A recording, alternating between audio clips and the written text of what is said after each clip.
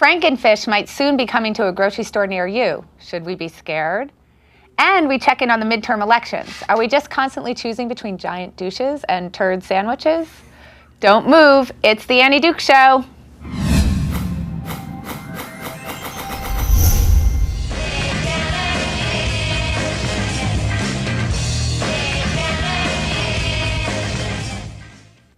Welcome to the Annie Duke Show. I'm your host, Annie. No, Barbara. No, it's Annie. Helping me out and interacting with you throughout the show, Brian in the corner. Hello, Annie. Hi, Brian. Are you like monitoring the election results like you're on Comedy Central or something over there? I am getting ready to. That was a huge success this past week, wasn't it? By the way, they had over 4 times as many people, I heard, as Glenn Beck got. Oh, they're a lot more interesting. Well, you know, I think it's just a little bit less fringe. It was meant to be more of the middle. But I posted, if people look on my Twitter feed, I posted a link to some really great signs that were. Did you see the signs from the Rally for Reason? Yeah, I thought it was amazing. I love that they did that. Yeah. Did you see the signs? I did not see the signs. Of course, I always miss all the signs. Maybe while we're talking, you could pull up some of the signs because it was so great. Well, so while Brian's doing that, today's main topic is genetically modified and engineered food safe? From the Frankenfish salmon that's being reviewed by the FDA right now to the modified food we already eat, is it harmful? Should it be labeled? Do you even care? Considering the crap we eat every day? We'll discuss that, plus check in on the midterm elections with Brian in the corner, and we'll try to figure out where all the good candidates have gone. Joining in the discussion today, our featured interview, producer of Memento, Alice in Wonderland, Austin Powers, and many other great movies, Suzanne Todd, and our panel is comedian Ed Crasnick. Hi, Ed. Hi. Welcome back. Good to see you again. And we have Huffington Post writer Leslie Hatfield. So before we go any further, Brian, can you tell the audience how they can join in this discussion? I can do that. It's a very interactive show, and we ask you, the viewers, to share your opinions, questions, thoughts at any time. Just simply type in a Q and a colon and type it away in the stream chat box, and I'll get to it. Sometimes I'll just interject with a thought, and then Annie just look to me at any time, and I'll share some updates. I'll look over at you in the corner. Just So last week, I was exhausted because I'd flown in from New Hampshire in the morning. Right. And I don't know if you remember, but I was there to support Paul Hodes, who's running for Senate there. And then a couple days later, I recorded some robocalls. Was running. Well, I guess he's still. Have the polls closed? I guess the polls have closed in New Hampshire, so we know. Yes. We know that if you want to get elected to the Senate, you shouldn't invite me out to do a fundraiser for you, because apparently it causes you to be trounced. That was the word that I heard, was trounced. Trounced is not a good trounced. word. I did robocalls for him, so apparently they were like, "I'm that damn Annie Duke. Screw that. I'm voting for AO." And then, speaking of robocalls, it was very funny. So my brother did robocalls in Nevada, and he picked up the phone the other day, and he was calling himself. Which is the first person you should call. Right, and then my mom was sad because she hadn't been called by him and then she told me this morning at 9 a.m. she got a robocall from my brother. She was very pleased. That's hysterical. I know. That's a way Were to the people in New Hampshire as interested in hearing from a professional poker player on the robocall? Maybe that was the problem. Yeah. Because in Nevada, you think they'd like to hear from you or from your I brother. know, right? Well, so he was calling in Nevada. Right. Yeah, in What's New the casino Hampshire. business like in New Hampshire? Well, they have some poker rooms, believe it or not, and they have a casino at this place called Seabrook. Seabrook. Right, Power which plant. used to be, that is where they had all the nuclear protests. But they also used to have a dog track there, but apparently they've outlawed the dogs in New Hampshire, so it's some sort of other, I think they only have horse racing or trotters or something. No more nuclear power, though? I think they closed that thing down. I don't know, but nuclear power is quite clean. We should rethink nuclear power. Okay. All right. That we should have a show, Brian, on nuclear power. Interesting. You should put that on the list. Do you have like a chart, a show chart or something? You have a Google spreadsheet of show topics? I'm just glad that people are pronouncing it nuclear in this room. As opposed to nuclear? Nuclear. Post the Bush administration, right? That's Didn't because they kill us with that? They that's killed because us. I'm the decider, and I decided it should be nuclear. You know what else bugs me? Realtor. Realtor. Who says that? Realtor? People, the people who They say do. nuclear. Nuclear. Nuclear realtor. Realtor. I know, it's a realtor. Realtor. It's not RELATOR. It's Realtor. Realtor. Yeah. All right, well, anyway. Did you find any pictures for us? I did. I think someone's gonna send in links. I thought you would like. I tweeted it. I tweeted the links to the. They were very funny. Humpty Dumpty was pushed. This is a website that has the 100 best times. Yeah, are they able to get That them about up? kills it. Can they get them up? There we go. There we go. Humpty Dumpty. We'll show a couple of those because they were very funny. Humpty Dumpty was pushed. That's very. These were from the rally to restore reason. Can you read that? Don't let let Glenn Glenn. That's I'm not going to read that, but if Yeah. you put it up, people Oh, at home will be able to our read it. children. That's Yeah. right. I don't want to say. I have children. I can't bring myself to say that. Gee whiz. Okay. See if you can find one more. Find one more good one. Well, find a favorite. Well, this fits our topic later today. Don't be a douche. Exactly. Oh, then there was one It's a that tough said assignment, something don't about be a a douche. douche. And I remember It's pretty there was hard for Country. some people, right? Very I know. difficult. Don't be a douche. Full-time I know. job. There was one in there where the guy had his little girl on his back, and she held a sign that said something like, we're the next generation, be afraid, very afraid. I thought it was very funny. But they had almost 250,000 people at the rally to restore reason. Thank goodness. It's fantastic that people are actually supporting reason now. I know. Well, and probably less people that had been paid by a giant corporation to show up, like at the other rallies. that right? may be true as Probably well. actual people showing up for free. Yes, actually We showing hope. up because they thought it would be fun. Instead of for I no enjoyed reason. that. We'll see Or for how paycheck, today's right? Oh, man. elections go. I'm not sure that everybody has some reasonable choices today, which we're going to talk about at the end. But I want to get to my guest today, Suzanne Todd, producer extraordinaire. You have such an interesting story. I'm very excited to be talking to you. I'm very excited to be here. I know. I'm so happy. So, Suzanne, we were having dinner, and I said, would you like to come on my show? And she said yes. I was very cool. pleased. Anything for Annie, always. Oh, well, thank you. And I'm going to come do gingerbread with you. So let me just go through some of the movies that you've produced, because there are some pretty big ones. I'm sure you've heard of them. Austin Powers. Yes. That's not so bad. By the way, I'd just like to say my children watched those in a loop for a while. Oh, really? Yeah, I All can't. three? All three, and they like it was a year of Austin Powers, and then they kind of went away, which was good because I could recite them by heart by then. Austin Powers, obviously Alice in Wonderland, which just came out last year in 3D, right, with Johnny Depp. Yes. One of my favorites, Memento, which is amazing. Across the Universe, which is incredible. I think you started with, didn't you start with these If These Walls Could Talk? Yeah, I had made a couple movies for HBO a while ago called If These Walls Could Talk. The first Yeah. one was about unplanned pregnancy, and it looked at the issue Which I in saw. 3 different eras. Yes. And then 4 years after that, we had done one about homosexual discrimination, and basically lesbian Right. stories. Yeah.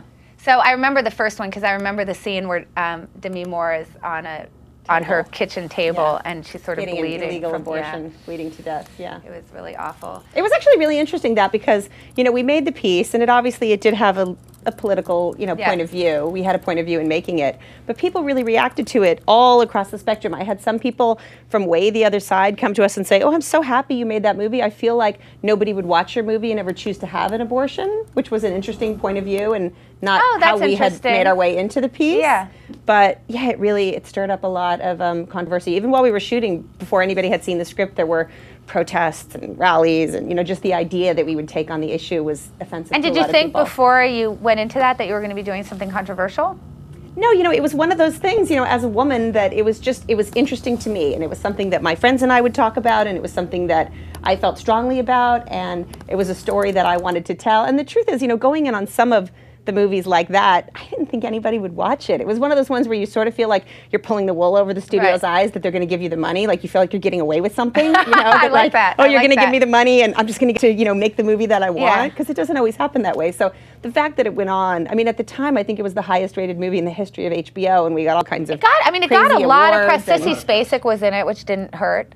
Oh no, we had Right, yeah. amazing people in it, and Cher was directing Yep. for the first time, which was awesome, and I loved working for her. Cher and Annie have a lot in common, and they're strong, strong-willed, smart women. I can truthfully say I've never been told I have a lot in common with Cher. And it's a great thing. Well, you're both very, back time. very intelligent and very strong-willed, which is Well, probably thank why you. I like both of you so much. I actually admire her career. I think particularly when she took the stint into acting, I think she chose really interesting roles, right? Silkwood was so good, Brilliant. wasn't it? Brilliant. So Brilliant. And right? restrained performance. Right, And a great Mask. performance. Mask. Yeah. Mask, she was incredible. So incredible in that, Moonstruck right? and comedy, I mean. Moonstruck, so great. Well, yeah, it was funny when I got the incoming call and we were looking for directors. We Yeah. were looking specifically for female directors because Of we were course, trying to because of support the that. topic matter. And the agent had said, "Oh, well, have you thought about Cher?" And I said, "Oh, do you mean Cher? Cher? Like that right. Cher? Cher? Is there another Cher? She Right. can't be talking about that Cher." Because of course I hadn't met her. You know, I Yeah. knew her body of work, and then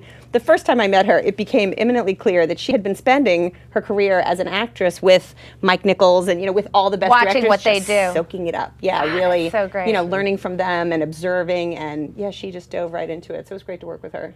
That is so cool. So, you know, because I think that most people, if they just sort of took a brief look at what you've done, knowing that you grew up in LA, they would assume that you come from an industry family and that's how you ended up in this. But that's actually not the case at all, right? No, it's not really. I had some friends whose parents worked in the business, but my parents didn't work in show business at all. In fact, my father, who was a banker, wasn't very happy when I said I was going to go to film school. You know, there was some idea Right. of like, you know, get a real job. The idea of making movies could never be that. I've never experienced that before.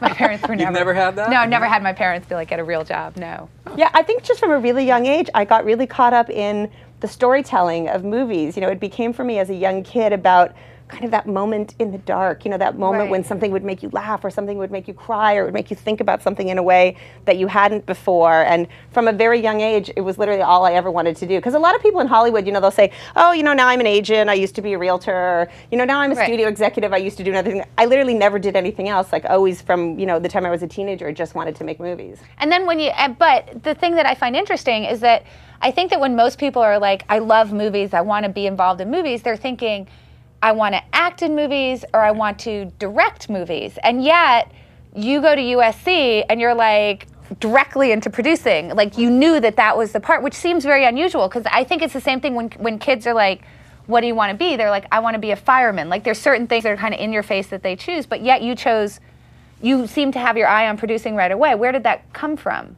Well, I had some friends in high school whose dad was a producer, who was a feature film producer. So I knew a little bit about what he did, and he was very nice, always about answering all my questions. His name was John Foreman, and he had produced like Butch Cassidy and the Sundance Kid, and the What Great movies? Train He made a Robbery, couple and movies. you know, Pritzi's Honor. You know, while we Nothing were in high big. school, like a lot of really great movies. So he had been kind enough to sort of explain to me what a producer did, because I think it's one of the least understood jobs in Hollywood. Right. But so I knew that the producer was the person that was really responsible for the original idea, to find source material or develop a script or find a play or pick a newspaper article and kind of get it started. And you know, now over the years I realize I think it's particularly suited to women because it is a role of being kind of part cheerleader and part dictator, of really having to hold, you know, a firm line about, you know, certain ideas or certainly the budget or the finances of it. But then also, you know, to hundreds of people involved in the process of making a movie, you're trying every day to inspire them to do their best work and to all get along, you know. So I think That's and it's a big crew, right? yes, it's a big crew. So have you ever had a situation where there's been really bad fights on set and you had to come in and Yes. can you talk about Not familiar with the, yeah, I'm sure you've had more than your fair I did. share. I have to say, I had an experience. It wasn't a fight amongst the crew members, but on one of the very, very first movies I did, we were shooting at a power plant out in Eagle Rock. And I was pretty young. I was probably like 23 or 24. It was a movie with Pierce Brosnan and Ron Silver. And it was only the first or second day of shooting. And there was a thing in the power plant where you had to climb up this little skinny ladder to get to where the set was. And I was climbing back down from the shot. And one of the crew guys had kind of like leered at me and made a really disgusting comment. And I was like, what did you say? And he was kind of, you know, like hating on me or being gross or whatever in that way. And I just thought it was so inappropriate. And I'd gone to find my production manager and I was like, who is that guy? There's some guy that was working on the crew, whatever. And I said, he just said this to me and he's not allowed to behave this way. And the thing that I realized is then when he went to talk to him and he came to me to apologize and he said, oh, I'm really sorry I did that to you. I didn't realize you were the producer. I thought you Sure. were the craft service girl. Because There a lot you of times But that would the make it craft service okay. person is a female, not always, it's probably half and half. Yeah. But that concept to me was so horrifying that Yeah. immediately I said, he has to be fired. He can't work on my Right. movie. He can't be on my set. It's terrible to think that he thought it would be okay to do Okay. to a person in a certain job, but if he had known who I was, he never would have done it. I said the apology made it so much worse. Like Right. now he has to actually be gone. Like off the set, that was it, end of it. And see, this I is love this that. is the thing that's interesting about show business is because everybody makes you believe like it's such a privilege to work in it, Right. you actually don't have to treat people well. There's a philosophy that you're lucky to be working. You may never work again. Right. So it's okay to mistreat people because you're lucky to be working in this business. Yeah, that's terrible. People should treat That's a each other bad with philosophy, kindness. isn't Yeah. it? Yeah. And by the way, when you're trying to do something, it's a creative endeavor. You know, when, like I said, everybody's trying to do their best work. You're trying to follow a common, vision and give the director what they want. It's really important, I think, to be respectful of other people. Well, let me just, and I know, I'm sure you have a lot of, this is something interesting. Can you collaborate with people that you don't get along with at all and make something great? Well, I don't think that you have to be in a position always where you're going to end up, BFFs when the movie is over. I don't think you have to even agree with somebody about their politics or some of these kinds of things that we discuss, but I think you do have to have a shared vision. And sometimes that happens with people who you're not particularly friends with. It's like in life, some people you take to and some people you don't, and that happens on every movie. But I think it's that idea of either a shared vision or a vision that you can come to, where you feel like you're all sort of speaking the same language, because each movie has a particular language that you're sort of making up as you go to what that's going to look like and what it's going to feel like and how the actors are going to play the scenes. And yeah, I don't think you necessarily have to be friends with other people. You definitely have to be respectful. So every movie that you've worked on, there has been that level of at least agreement to respect. It's a goal. It's not a goal. an accomplishment. Yeah, okay. It's a goal for sure. So, one thing that I think is amazing is that I think that most producers would be thrilled to be attached to one movie that's a classic. Right. When you look back at their careers, they'd be like, look, I did this one movie that everybody still talks about. And from what I can tell, you've got way more than one. So, obviously you have the Austin Powers series where I think all three are pretty much considered classics. Memento, which is one of the absolute classics in independent film. And given the time that it came out, I feel like in some ways sort of revived independent film, that people felt like these were viable projects because it did so well and it was so amazing. It was so critically acclaimed. Obviously, Across the Universe, which is another one that's a huge cult classic. Yeah. Teenage girls. Yeah, exactly. It's become a big cult classic. And what I think is interesting is that you've chosen these things that have turned out to be classics across all these different genres. You have the big sort of Hollywood studio films. You've got obviously Alice now with Tim Burton, which he has this sort of own style. You've got Memento. You've got Across the Universe. So how do you choose? Obviously you've got some sort of secret to choosing products.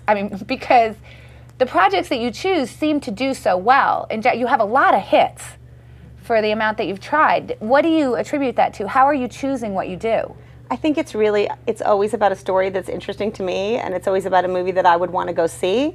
I try to never take on anything, and sometimes I get offered things that I have to turn down if it's just not a story that really kind of sings in my heart. I think all the movies, certainly all those ones that you've mentioned, and probably all the movies that I've worked on, there was something about it that, it was a movie that I feel like I would want to watch as a viewer. But, there's common threads to them. It's funny, when we were making Boiler Room, everybody, I remember when we were doing the press, had said like, Boiler Room, it's like a boys movie, it was Giovanni Ribisi and Ben Affleck, and it was all these chop shops, back east, and, this illegal way to run the stock market. And they said, I don't understand it. You're a girl, you have these boys in the movie. Boiler Room for me was a morality tale. It was about, how far would you go to succeed, or would you make money off other people if it was slightly wrong? Would you make money off people if it was really wrong? And so, I think there's common threads in the characters. The ones you mentioned are interesting because Austin Powers, when we made the first one, barely got distributed. The studio wasn't excited about it. We hadn't had good preview screenings.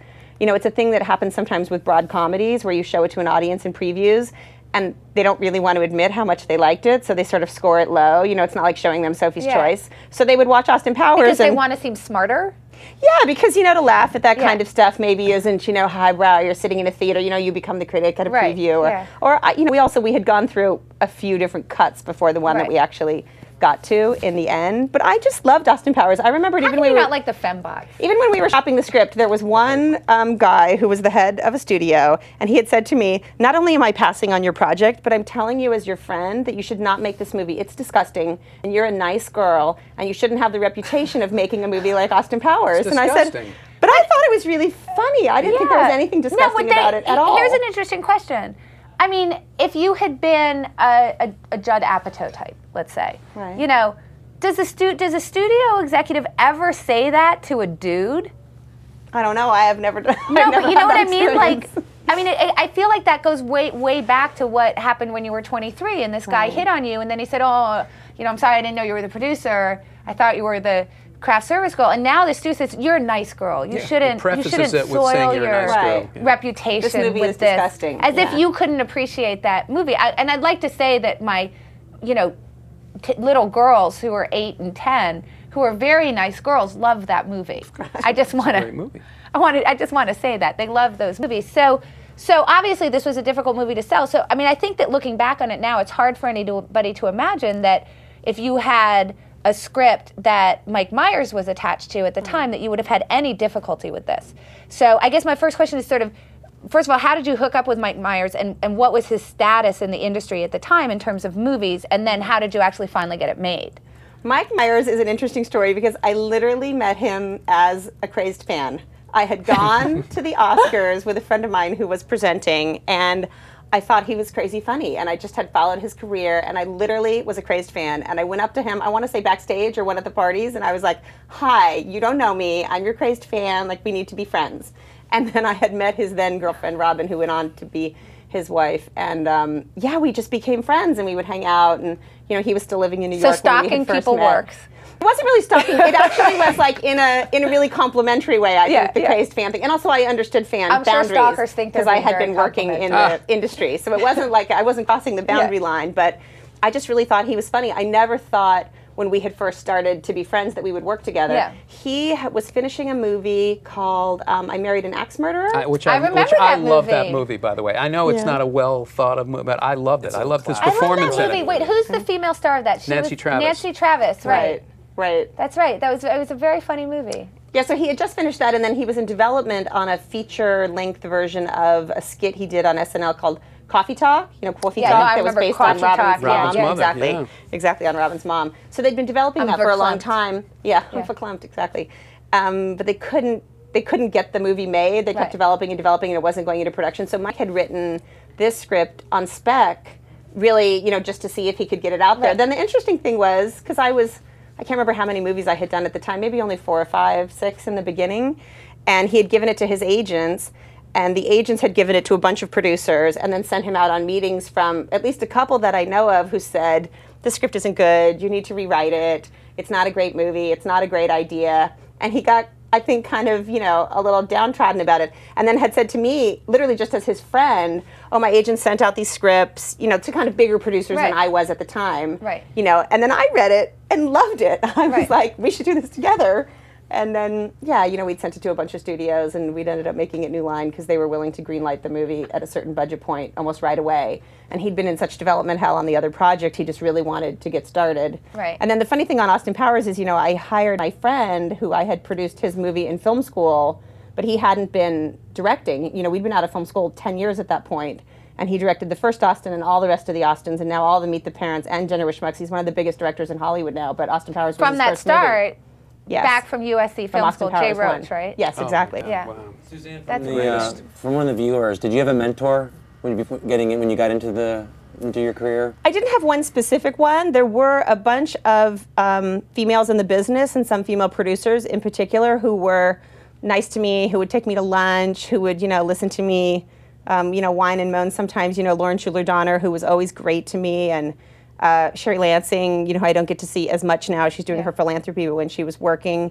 But yeah, there were a few definitely who had kind of walked the path ahead, had a little bit of a harder road, and I felt like I had a little bit of an easier road because they had come before. But yeah, there were definitely people that reached out. I think that's so cool. So you obviously do the Austin Power movies. It turns out you're a genius. But I know, because I love the stories where everybody rejects the script, everybody's telling you not to do it, and you really believe in the project, you really see something there, you do it, and you not only prove them right, it's like a big fat, look at how right I was, right? Because, obviously it was a huge property, so. Right, well, Memento was a much better story along those lines because, I had only done movies for studios. I hadn't done an independent movie, and we had read the script of Memento, which I thought was just amazing. Amazing, and met with Chris Nolan, who I thought was, and still, one of the most talented directors I had ever met, had such a clarity of vision, and is that rare guy that's a genius and a super nice guy, which almost never go hand in hand. And I don't think most people realize, actually, that Christopher Nolan, who of course just did Inception and did Batman, started off with Memento. That way back when, this movie that everybody loves, I don't think they necessarily connect the dots there. Right. Interesting. Yeah, now again, Chris is one of the biggest directors on the planet. But Memento was interesting because we made it outside the studio system with some private financing. We finished the movie the way you do when you have an indie.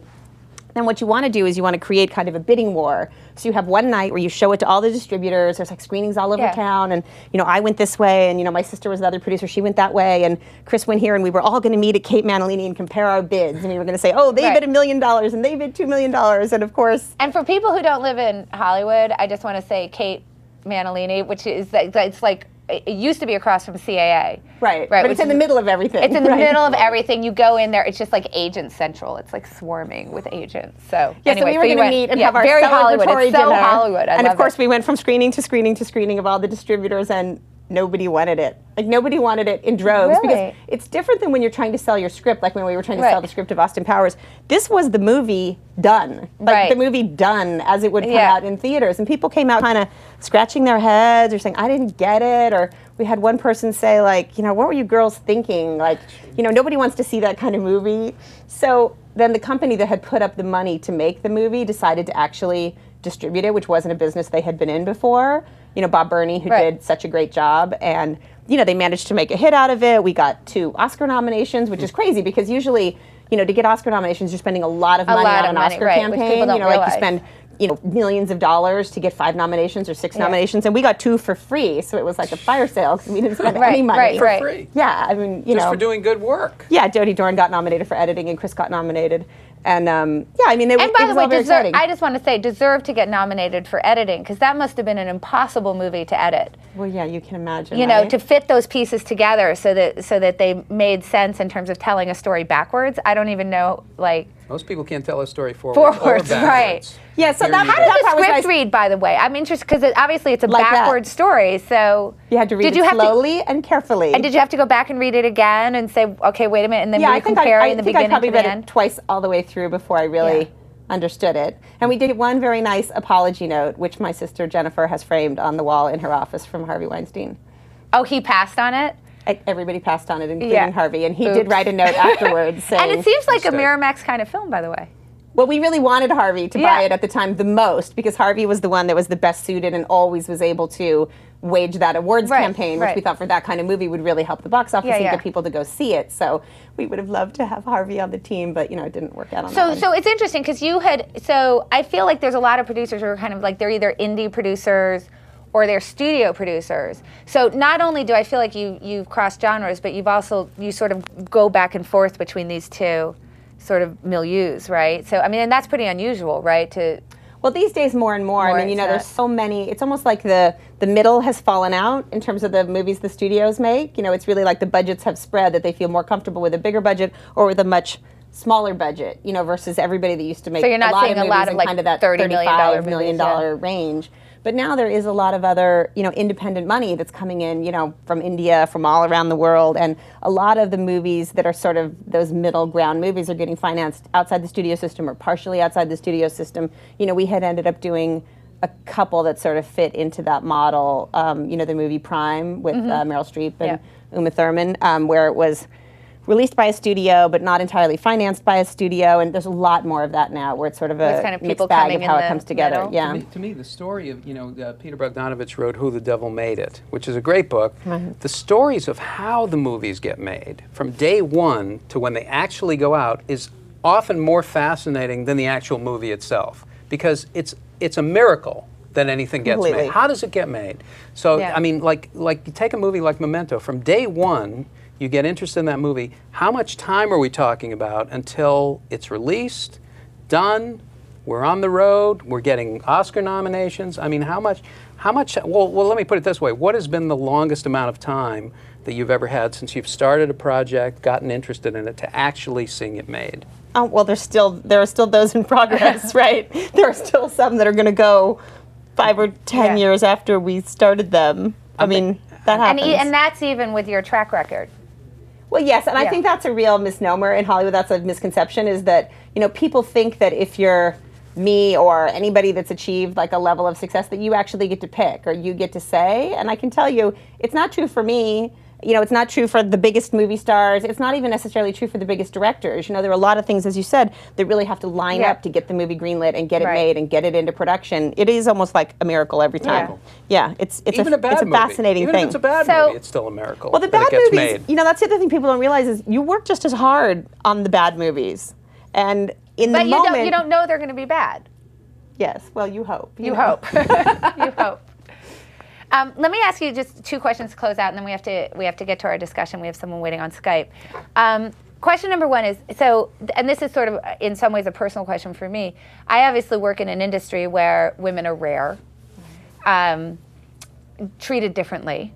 And I think that people sort of think of like California and maybe it's equal and all stuff. Do you feel like you're in an industry where you didn't have to fight it? Do you feel like you did in the beginning, but now you're accepted? What has it been like to not only be a woman, but you're teamed with your sister? Right. So it's 2 sisters trying to get into the system and produce movies. What was that like, particularly in the beginning for you? Well, in the beginning, I think that I had the kind of the brashness, or maybe the maybe I was too stupid to know any better, but I did kind of grow up in that we girls can do anything generation. So I think I came into it maybe a little wide-eyed about just thinking I was going to do the best that I could. There definitely have been circumstances over the years where I have felt like certain things would have been easier if I were a man. Certain situations might have, flowed a little bit easier. But I just tried to never focus on that too much. I mean, like you said, I think any of us that get to make movies for a living and, for me getting to, like I said, tell stories that really mean something to me, I try and just stay in that place of gratitude about it rather than being bitter of what might have been if I had been a man instead of a woman. But yeah, I do think it's easier for men.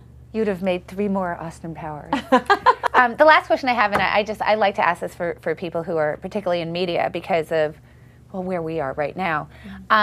What do you feel in the next 5 years is going to be the biggest change in the industry with streaming, with Apple TV, with Netflix? Now you can stream anything.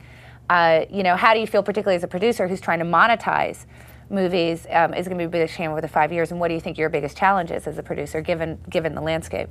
Right. Well, I hope that in terms of the creative landscape, that all these different technologies will find a way to have content created that fits into each different one. I mean, obviously, when you talk about direct download and digital streaming and all these other things, I do think that there will be movies produced, not in the next 5 years, in the next 2 or 3 years, that are intentionally focused on being sent to your house or straight to your iPad or straight to you through iTunes. And I think there's a certain type of movie and a certain genre of movie where that's totally acceptable and maybe in some ways even better. I think as it gets harder and harder to get people to go out to a movie theater and it's so expensive and you've seen this trend, and Alice was certainly in the middle of that, Avatar first and then Alice afterwards and some others since then, where these event movies have really been able to bring people out, and some other very good movies that have struggled, for that same reason of getting people to go out, and if it's, $50 or $100 to take, you and a date or you and your family out to the movies.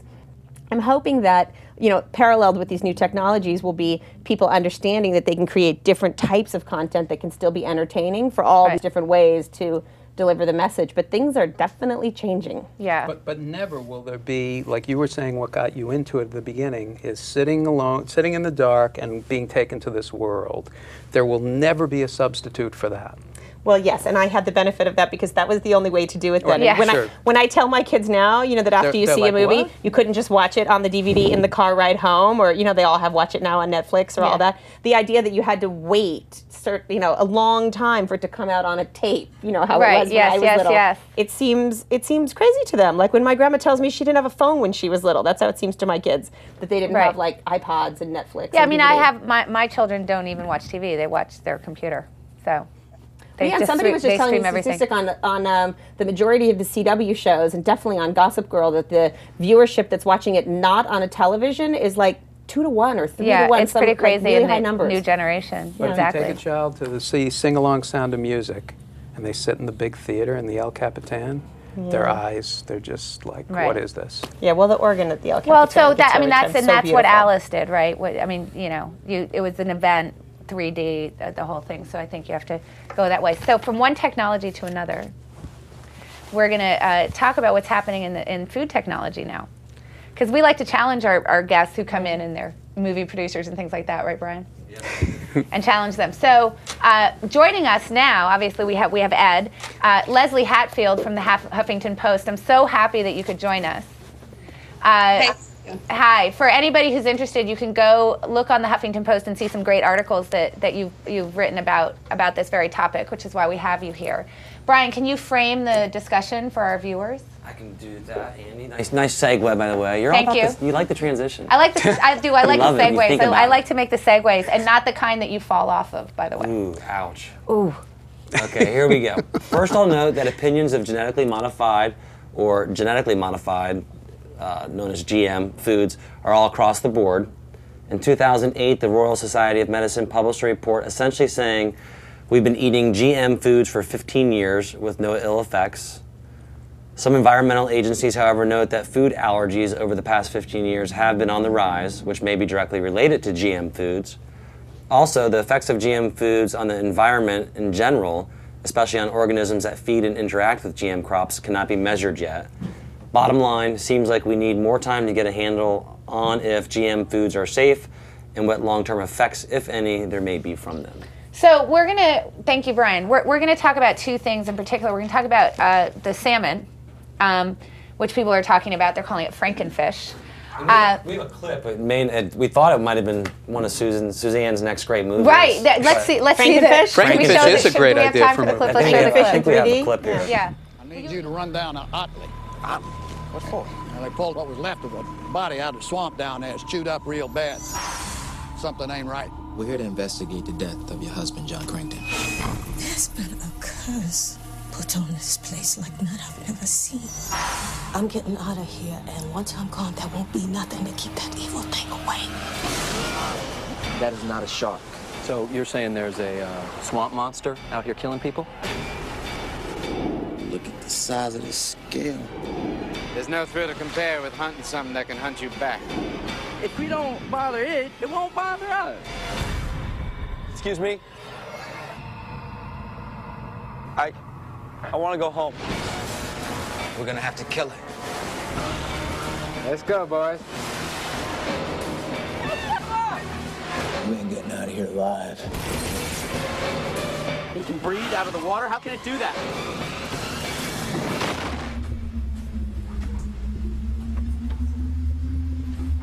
We are fish food.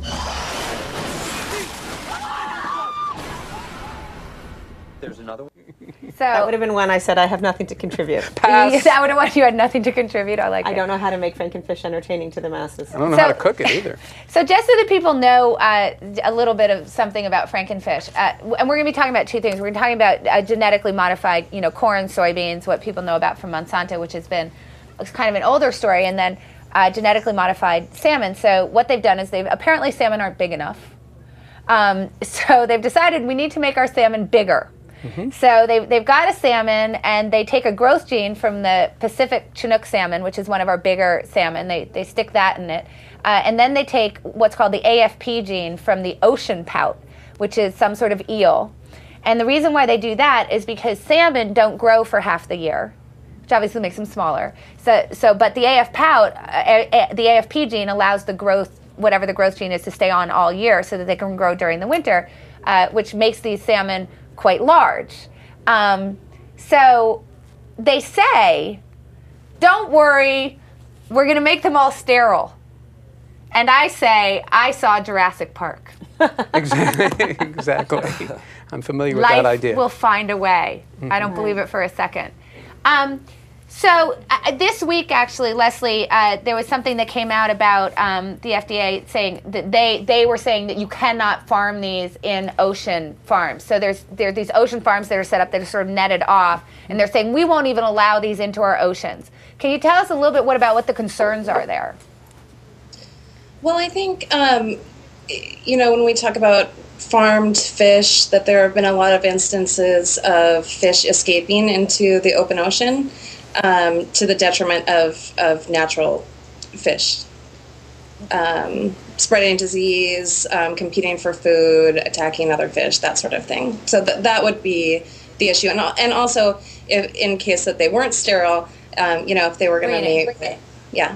Now, and there was a report that came out that said that 5% of the eggs, the FDA has said that 5% of the eggs would be fertile. The company, which is Aqua Advantage, actually denies that. But our own FDA says that 5% of the eggs are actually going to be fertile fish. So I'm wondering if there's any money to be made in this. No, I'm wondering why this is happening. Yeah. No, Aqua Advantage. Aqua Advantage is the company. I have a question for you, and you may know this, and this is something that I've been very confused about, particularly when in reference to GM corn and GM soybeans, which is, why are they allowed to patent this? I mean, clearly, if they couldn't patent this, there wouldn't be any money in it, and then we wouldn't have this problem anymore. So, but why are they allowed to patent this? Because aren't they just doing what Gregory Mendel did, kind of faster? Well, I do think that there's a novelty to the technology, but actually that's a catch-22 with the way that we deal with GMOs in this country. That here in America, we have this concept called substantial equivalence, which basically says that the technology doesn't need to be tested very much, and saying basically that it's sort of the same as regular corn or regular soy, but at the same time, it's novel enough to warrant patents. So, which doesn't make a lot of sense to me. Yeah, that actually makes no sense. Yeah, it feels like you shouldn't be able to go both ways. It should be one or the Yeah. other. It's Absolutely. either novelty enough to patent or it isn't substantially equivalent. And if it's novel enough to patent, it seems like we should be testing it better. But if it's not novel enough to test, then we shouldn't be allowed to patent it. Sounds like the Patriot Act of fish. In a The way. Patriot Act of That's fish. how I would liken it. It's I like convenient. that. Lobbying involved. Speaking I of our like election that. day. It's a convenient Somebody is way. behind us who's making money off of this. That's right. So you wrote a beautiful article on the Huffington Post referring to your dad. For those who don't know, Monsanto is originally a chemical company. They still are, actually. One of the things that they created was a spray called Roundup. So this is kind of an interesting story, and I think that this is one of the problems that I have with genetically modified food, which is they created this spray called Roundup that burned the crops because it was such a tough pesticide that it burned the crops. So they said, instead of saying maybe Roundup isn't so good and it might be hurting the environment, they said, I know, we'll create corn and soy that can withstand the Roundup.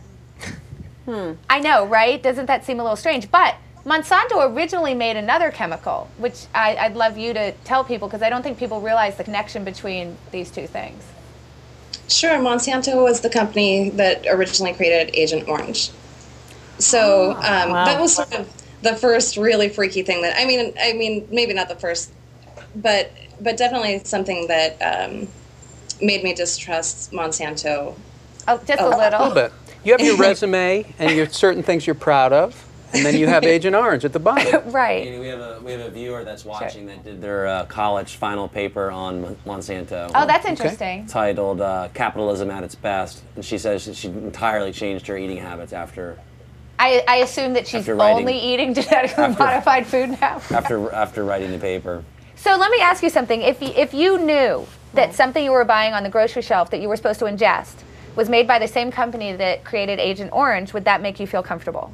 Well, no. I mean, and obviously the idea that they don't have to test it and they don't have to tell me what they've done to it, which is the big problem, makes me very nervous. And I guess that's the situation actually now, that those things are on the shelves and that we don't know about it. And no, that doesn't feel good to me at all. I'm also actually a little sad hearing the talk about Monsanto, because to me, it only meant the shrinking machine in the Disneyland of my youth. It was Monsanto's shrinking machine when I was little and I went to Disneyland. Did nobody else grow up here? No. No, I grew up in New Hampshire. There We was had a little no Disneyland. ray, and then there were these little Florida, models that looked like you were actually being shrunk, and then you would go in and everything was big and you were tiny, and it was sponsored by Monsanto, which is the only thing I've ever thought about that company until right now. And you know where they got Well, that the theory? From actually shrinking people. I'm That was the sure problem. something terrifying like Agent Yeah, I Orange. know, They right? actually hurt people. There was and no shrunk mention them. of Agent Orange in the Disneyland No ride mention at of all. Agent Orange or Roundup. No. So Wow. one of the things that I find troublesome, because it's a chemical company, is that this food that was specifically modified to withstand more pesticides. And I think that first of all, we can go back to DDT and understand, okay, the eagles were dying, and we all remember that from our youth, right? But now we know that chemicals are causing a lot of problems environmentally in this country. It's part of the reason why there's a lot of push toward organic. But they're stating, well, but that's okay because it's increasing yields in a time when we have a hunger crisis. Do you believe that that's true? I don't believe that that's true. I think that there's actually been a lot of science that pointed to very small, or maybe there would be a big spike in yield right after they started using it. But over time, the yield gains have not been as incredible as Monsanto has tried to make them seem. And that whole Disneyland thing, Monsanto has puts millions and millions of dollars every year into their PR campaigns to make you think that they're this great company, and now their whole line is that they will feed the world, which, no, frankly, I don't believe it. Yeah, and I actually read, so there's a doctor named Dr. Gurian Sherman who's done some extensive research on this and says it doesn't actually increase yield at all, that traditional breeding actually outperforms Monsanto, interestingly enough. And that's a lot of what I've read if organic farming is done right, that you actually increase yields because the soil is healthier and it's better. And so it seems to do better. It does increase pesticide use. We know that. It's not going to solve the food crisis if it's not increasing yields. And then there's a problem, which is that it creates monoculture, so you're only feeding people with two things, corn and soy. And this is one of the big things that I want to talk about, which is that people say, well, we need to feed people, but it turns out that a lot of what drove this sort of boom in corn was biofuel.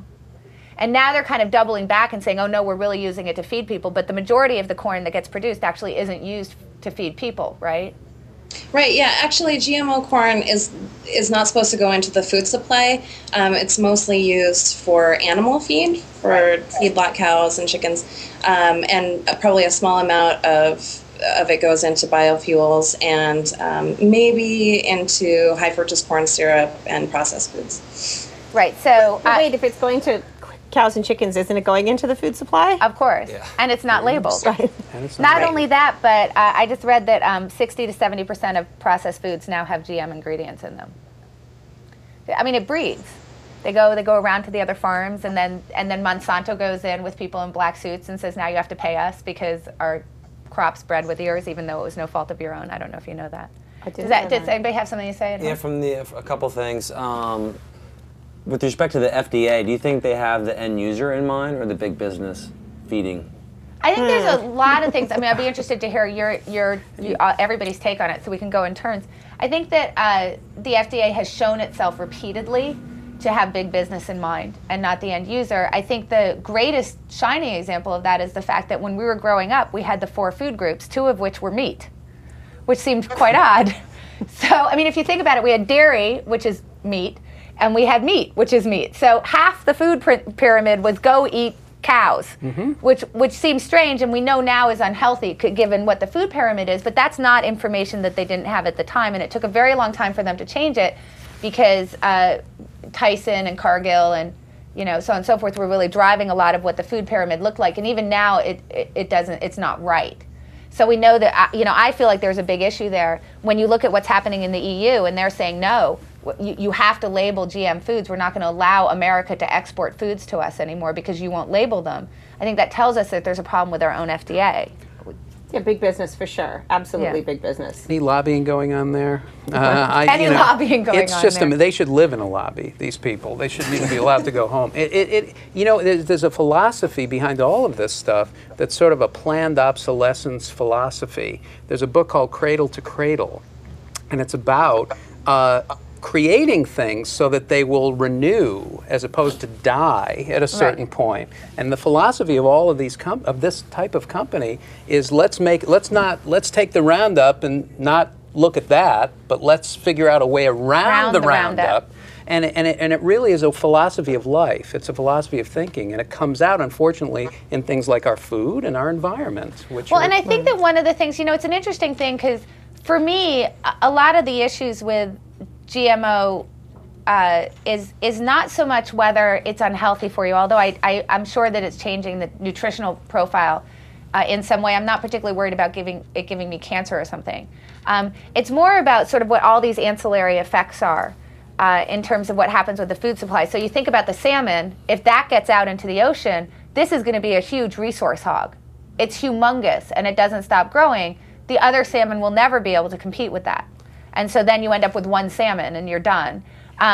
One of the issues for me with with the GM corn in particular and soybeans from Monsanto is this, that when we think about one of the big problems with antibiotic use, right, which are meant to kill organisms, is that as we have stronger antibiotics, what happens?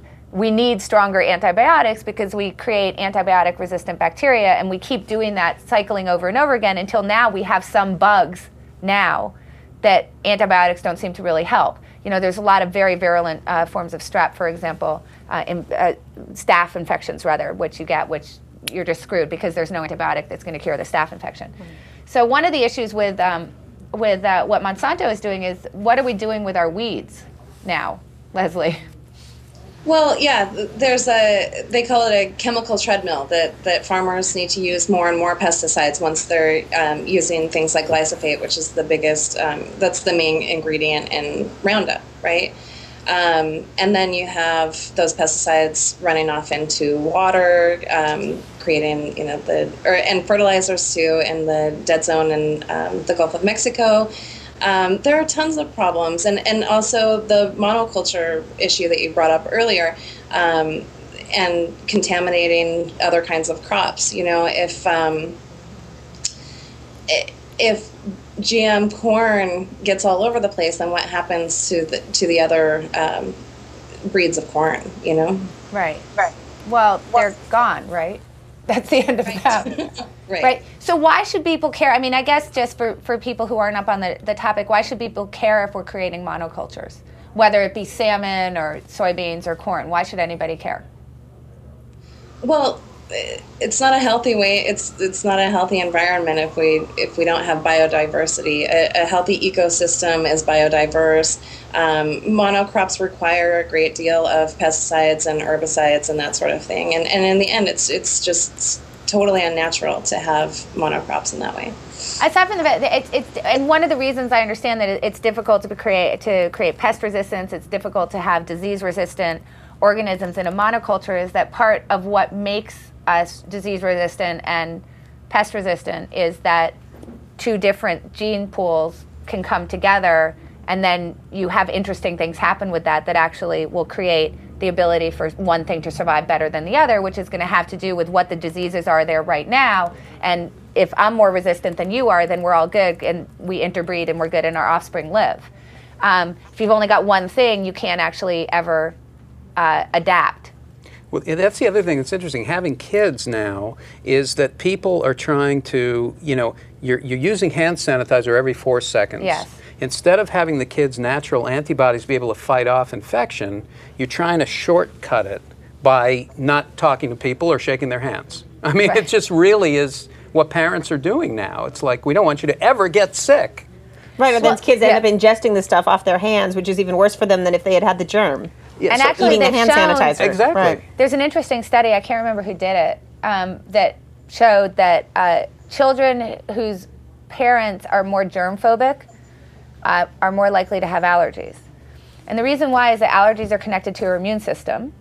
And if your immune system is never challenged, then there's a particular enzyme that doesn't convert, that's supposed to convert around, I think it's around when you're 2 or 3. So if you're never allowed to pick something off the floor, or everything's Lysol in your house, or whatever it might be, you don't get an enzymatic conversion that actually protects you against allergies, and you're much more likely to have very bad food allergies because of things like hand sanitizer. So my child should be allergy-free. Yeah, my house, they're good. No allergies in my house. I feed my children off the floor Yeah, I've got like for a that 2-minute reason. rule.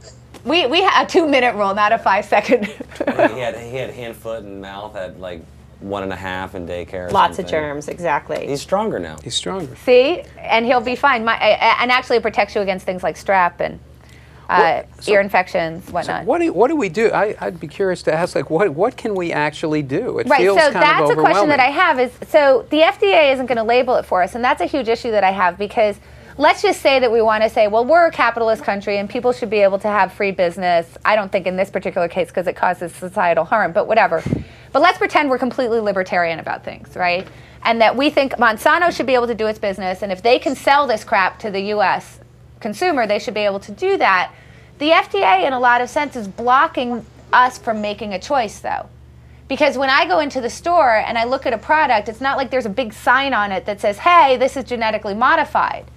And again, while I don't necessarily know whether that's going to hurt me to ingest it, I do know that, in my opinion, it's hurting the environment, so I wouldn't support that business if I could see that that's what it was. If you could see it. So how can consumers figure out what's what and educate themselves that they know what to buy when they walk into a grocery store? I mean, the salmon isn't even going to be, you're going to see slices of salmon in a store, and it's not going to tell you that it's GM salmon, right? Well, the salmon thing hasn't been written yet. Right now, the FDA, there's a comment period open. It ends November 22nd. The FDA is asking people whether or not they want it labeled. Whether or not they will label it is another question. But so that piece, maybe. As far as corn and soy goes, I try to steer clear of a lot of processed foods, but like you said, I mean, you really don't know, and that's the big question, is whether or not consumers should have a right to know. I think that they should. Sounds like you do too. And Leslie, a viewer commented, and you may know more about this, that the FDA has made it illegal for people to market their food as GMO free. That may be the case. I don't know. I know that there was a fight around RBGH, the artificial growth hormones, and they just won that in a lower court, right? In Ohio, yeah, they overturned the ban on the labeling, but a lot of states actually, industry went in and preempted anybody from labeling. There's been cases of farmers or milk producers being sued for labeling their milk with no growth hormones. That's right. Yeah. I mean, I will say on the good side, the preponderance of, processed foods, which are a lot of the foods you're talking about in this GM conversation. I can tell you that for my kids, because it's a conversation we have a lot, that they could identify what we call a real food and what we call a fake food. And we have the exact same conversation. And the bottom line Real is and a fake. tomato that's hopefully organic and hopefully pesticide-free or pesticide-light is a real food. And a Dorito is just a fake food. Whether it has, GM corn in it or not, it's just a fake food. There's little or no nutritional value. In fact, the GM corn is probably the least of the problems with the Dorito.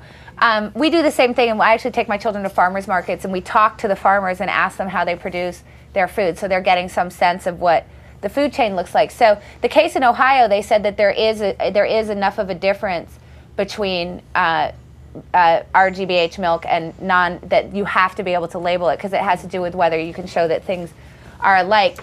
Brian, isn't there's an app though, right, that people can use? If we could educate people about the app so that they can find something else. There is an app. I haven't thoroughly explored it yet, but it's True Food. Go to iTunes and search for the iPhone. I don't know what it is on a BlackBerry. Where do you get apps for Blackberries? I have no idea. There are BlackBerry apps. I didn't know that you could get apps for BlackBerry. You can download BlackBerry apps. But it's Call called True me. Food. It's free, and it has tips. It has guides on how to buy vegetables, cereals, products. Because I mean, a lot of infant food, baby food is GM. And they have a website as well, right? I think if you go to True Food. They do True Food Network, I think it is. Right. So if you go on to that website, True Food, I think it's truefoodnetwork.org. Is that right? Yeah, I'll put it in the chat room. Okay. You can go on. They've got lots of information about what's happening right now in the courts with regards to this. By the way, interestingly enough, because we've talked about Ben and Jerry's on the show before, Ben and Jerry's filed a friend of the court on this, right? Isn't that correct? Do you know that, Leslie? I'm not sure. I know that they've been involved. I know that they renamed fish food something fishy. Yeah. And they've been on the RBGH thing for years. Yeah, I think they filed a friend of the court in Ohio. I'm not positive about that, but I think that I read that. So I guess you guys can feel guilt-free about going and buying Ben and Jerry's, knowing that they're supporting a safe food system for us. Well, it takes Ben and Jerry's. It takes two men with beards from Vermont to do that. Those are the people who should be running our country, not they'll be these making people. Frankenfish. I mean, in the end, I think, look, the fact is that whatever opinion you might have about GM food, whether you think that we need this to feed the world, which I disagree with, because I think that the feeding the world problem is more of a distribution problem than anything else, but whether you think you need that, whether you think it helps the farmers or you don't think it helps the farmers, whether you care about killer weeds, which apparently are happening, pesticide-resistant weeds, the fact is that given that this stuff exists and that it's creating a different sort of ag system, I just feel like if you're going to allow people to make a choice about it, they should be allowed to make a choice. If I'm sitting in the grocery store, I should be allowed to choose. No, I'm okay with GM and what the implications of that are, and I'm okay with putting that in my body, and I'm okay with what, the sort of net effect of eating this is, or I'm not okay with it. And if the government doesn't allow us to have labels that tell us what's what, I think it's just extremely unfair to the consumer. It is. So in the end, we can blame it on the politicians, speaking of which. Can we have real and fake politicians just like you do with your kids? Well, you say this is real food, this is fake food, this is a question real is, person. would it be the giant douche or the turd sandwich who'd be voting for labeling? Either way, I hope neither one of them is People genetically would call engineered. him the giant douche, but The giant douche. Labels have come a long way. I don't know why they can't go another step. When they can discern the difference now between whole wheat, whole grain, wheat, whole, if they can split that 6 different ways on a loaf of bread, we should be able to know what's been, genetically Well, actually, modified. one of the reasons why they split that 6 different ways is to fool you into thinking you're buying something healthy when you're not, because it's the multigrain label that's really evil. Multigrain. Just what I don't know if you know this, Leslie, but don't buy things that are multigrain, because it doesn't mean that they're whole grain. It just means there's many bleached white horrible grains in it. That's all that it means. Whole grain is the only whole one grain that is matters. what you want to do. Whole grain. Don't get multigrain. It's an evil labeling trick. And anytime you see antioxidant on anything, run the other direction. Run the other direction. Well, actually, everything's antioxidant. Actually, there's a very good rule that people should follow at home, which is if there's any health claim on a package, you shouldn't buy it. I don't know if you've ever used that, but if you think about it, like 7-Up has health claims on it, or cereal. Like my son went as a Lucky Charms box for Halloween, and so he actually carried a Lucky Charms box around with him. So I bought Lucky Charms for the first time in his life. I then took the package out and threw it out, and he almost cried. So people say he said he's saving heart disease for Halloween, right? Because Lucky Charms Yeah, prevents right. heart disease. Exactly. It says it on the box. There's a big It does. heart. It says I thought it said magically delicious. No, it No, says- it was so it says, horrible. like, So I preventing heart get this disease. box of sugar. First of all, I take it out of the thing. He thought he was being tricky because he thought he was going to get some Lucky Charms. Because he thought of this. I think it was all a ruse to get Lucky Charms. I took the bag out. Not only did I throw it out, but I suspected they might dive in, so I poured some fertilizer on it. But anyway, it's true. But anyway, I was horrified at the box, which has health claims all over it, which is pretty hilarious to me. So don't buy things with health claims on them. But the labeling is the issue. So we have to, and there's all sorts of labeling with fat and sugars and the way that they actually express that to you, because it's by weight and not by, it's all sorts of problems. But what's going on in the elections, Brian, as we wrap, because I want to know about if we're voting anybody in who will actually get us some good labels. And what's going on in Nevada? That's what I want to know. Well, the kind of some of the headlines here, and I am no Anderson Cooper, by the way. So don't expect By the way, that's probably a good thing. It's a good thing. I'm happy Let me just that you're say not. that, speaking of a giant douche and a turd Ooh, sandwich. Wolf that just Blitzer. happened. We needed Yeah. that for the show, by the way. Will you say that again? Giant douche and a turd who? sandwich. No, no. Barney Frank wins. Duh. Yeah. He tried to hit me up for money. I was like, yeah, like you're going to lose. You're in Right. Massachusetts. Give me a break. CNN's reporting that Republicans have taken back the House. Not surprising. What's going on with the 4 Senate in 10 Majority voters Leader? are actually acknowledging the Tea Parties. With Rand Paul, victory in Kentucky, Marco in Florida. That's amazing, isn't it? It is. But do we know what's happening in Nevada? That's the big question. I'm pulling that up. And Barbara Boxer in California. Yeah, It's still probably early in California. Yeah. It'd be very depressing. We'll have to go home. The last I heard about Nevada was that it's very tight.